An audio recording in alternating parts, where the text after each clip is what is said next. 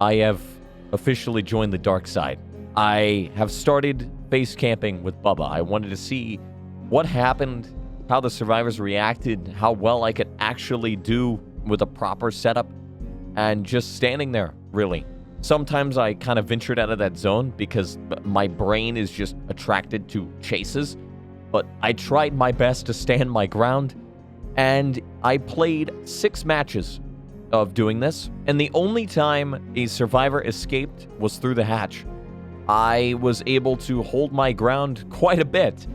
People couldn't stop themselves from being altruistic. I even at one point had a team that was very clearly together. I checked their profiles, and they were all friends with each other, had reassurance. They knew what they were doing, and they couldn't help themselves from just standing around and trying to get my attention and doing trades.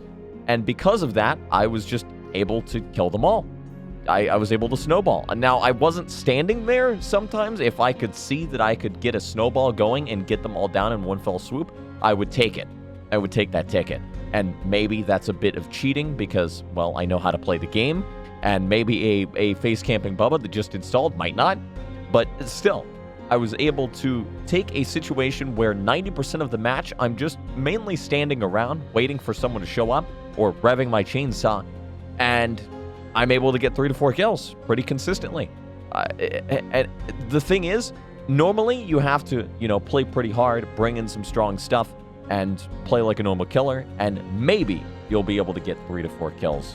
Sometimes you'll get 2 against strong teams. I have a feeling that on the map of the Groaning Storehouse against this team with reassurance, if I were to play a normal killer, I probably wouldn't have done that well, unless I'm playing like Nurse or Blight or something like that, or I was holding a 3-gen with Colubrine Interruption.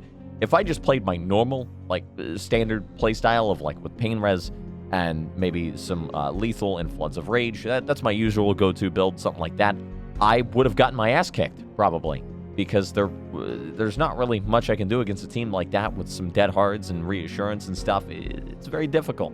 So, the fact that I can do this well, standing there as Bubba, it felt kind of good. It felt dirty. It felt like I felt a part of me just feel bad, feel guilty. Even though I'm just standing there in the video game, I threw the rule book out the window. And even a couple times I was trying to ruthlessly tunnel people out. But it felt kind of good and really bad at the same time. I felt like I was sinning. I felt like Jesus was judging me.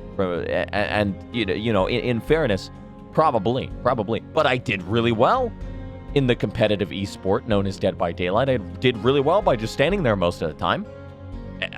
And I feel like the darkness is consuming me at this point. I've even found myself playing some Nurse every now and then because I want to see what it's like.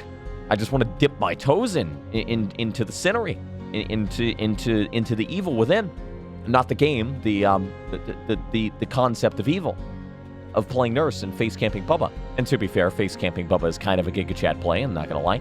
I personally respect when people just don't care, when they don't care about the rulebook, when they just ruthlessly tunnel, ruthlessly camp. For some reason, there's a modicum of respect to that, because it's someone who just doesn't care, and I can respect that. But at the same time, I clearly am not able to really do that because I feel guilty about it. But at the same time, it feels kind of good. I don't know. I'm being consumed by evil. Someone stop me. Someone better stop me before I whip out the Colubrine Interruption and overcharge on Nurse.